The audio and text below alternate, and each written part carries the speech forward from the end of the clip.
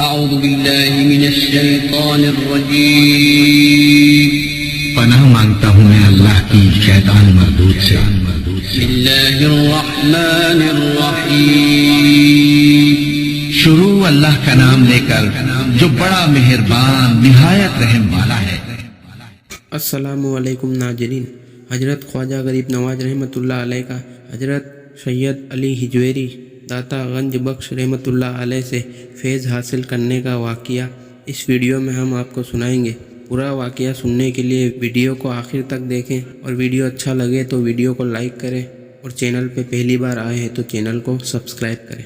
نبی کریم صلی اللہ علیہ وسلم کا حکم ملنے کے بعد آپ ملک شام کے راستے سے عراق آئے۔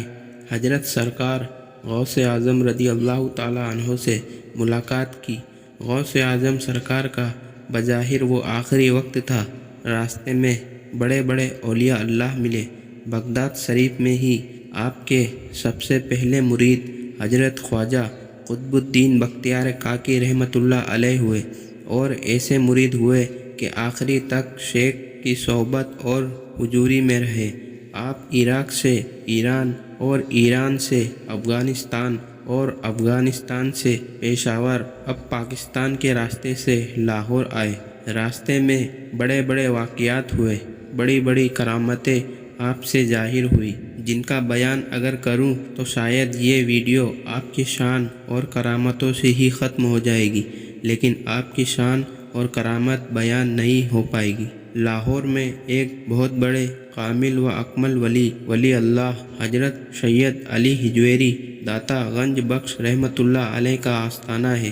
راستے میں اجمیر آتے وقت آپ ان کے آستانے پر بھی گئے۔ داتا گنج بخش رحمۃ اللہ علیہ کی شان میں جاننا ہو تو سرکار غوث اعظم رضی اللہ تعالی عنہ کا ایک جملہ دھیان میں رکھیں کہ ایک مرتبہ سرکار غوث اعظم رضی اللہ تعالی عنہ کی مجلس میں سیدنا علی ہجویری داتا گنج بخش رحمۃ اللہ علیہ کا ذکر آیا تو آپ نے فرمایا، اگر ہم اس زمانے میں ہوتے تو داتا گنج بخش رحمۃ اللہ علیہ کے مرید ہوتے۔ اللہ عزیزو، اب ہمیں اس قول سے اندازہ لگا لینا چاہیے کہ حضور داتا گنج بخش رحمۃ اللہ علیہ کتنی اعلیٰ ہستی ہیں، جن کے مرید ہونے کی بات سلطان الاولیاء غوث اعظم کر رہے ہیں۔ خواجہ ہند کے جیسا ولی جو تحت الشرع سے عرش معلیٰ تک سب کچھ دیکھتا ہے، انہوں نے داتا گنج بخش کی مزار اقدس کے قدموں میں 40 دن گزارے ہیں اور فیض حاصل کیا۔ اللہ والے بزرگوں کی قدر جانتے ہیں، یہ ان کے درجے اور مرتبے کو پہچانتے ہیں۔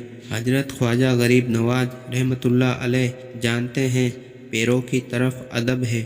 آپ نے 40 دن تک قدموں کی طرف بیٹھ کر اعتکاف کیا اور چلہ کیا، اور جب داتا گنج بخش رحمۃ اللہ علیہ کے فیض و برکت کو دیکھا تو وہ کہہ اٹھے، گنج بخش فیض عالم، مظہر نور خدا، ناکسارہ پیر کامل، کاملارہ رہنما۔ ترجمہ: یہ وہی شقی داتا ہے جو خزانے کے خزانے تقسیم فرما دیتے ہیں۔ آپ ناقصوں کے لیے ہی کامل پیر نہیں بلکہ کاملوں کے لیے بھی رہنما ہیں۔ آپ کاملوں کے رہبر اور پیر ہیں۔ یہ شعر کسی عام صوفی یا مولوی صاحب کا نہیں بلکہ خواجہ غریب نواز رحمۃ اللہ علیہ جیسی ہستی کا ہے۔ اب ایک بات آپ سے پوچھتا ہوں کہ ایک طرف خواجہ غریب نواز جیسی ہستی ہے اور دوسری طرف یہ 14ویں صدی کے ملا ہے جو کہتے ہیں یہ حضور مر کر مٹی میں مل گئے، یہ کچھ دے نہیں سکتے۔ ادھر میرے خواجہ غریب نواز رحمۃ اللہ علیہ فرماتے ہیں کہ یہ کامل اولیاء اللہ جو اپنی قبروں میں سوئے ہوئے ہیں، یہ خزانے کے خزانے بخش دیتے ہیں۔ ان کا فیض جہاں کو پہنچتا ہے یہ اللہ کے نور کا مظہر ہے۔ اب فیصلہ آپ کو کرنا ہے کہ آپ سلطان الہند رحمۃ اللہ علیہ کی سنیں گے یا 14ویں صدی کے ملا کی۔ داتا گنج بخش رحمۃ اللہ علیہ کی مزار اقدس سے سلام پڑھ کر آپ دہلی، پانی پت، کرنال سے ہوتے ہوئے اجمیر شریف پہنچے۔ جب آپ اجمیر شریف پہنچے تو آپ کی عمر 47 برس کی تھی۔ ابھی آپ نے نکاح نہیں کیا تھا۔ آپ کے ساتھ چند مرید تھے۔ کوئی جماعت نہیں، کوئی لشکر نہیں، کوئی اسلحہ ہتھیار نہیں، یہ اللہ والے ہوتے ہیں، ان کو کیا ضرورت تیر و کمان کی۔ ڈاکٹر علامہ محمد اقبال رحمۃ اللہ علیہ فرماتے ہیں کہ انہیں کیا ضرورت ہے تیر و کمان کی، نظر سے اڑائے جو دل کا نشانہ، ان کی نگاہ ہی تلوار ہوتی ہے۔ ڈاکٹر علامہ اقبال رحمۃ اللہ علیہ فرماتے ہیں کہ اللہ والے جو ہوتے ہیں ان کے پاس دو چیزیں ہوتی ہیں، ایک درویشی نگاہ ہوتی ہے اور ایک خوش روی شمشیر ہوتی ہے، یعنی وہ شمشیر لوہے کی نہیں بلکہ نگاہوں کی ہوتی ہے، جو کرنا ہوتا ہے کر دیتی ہے۔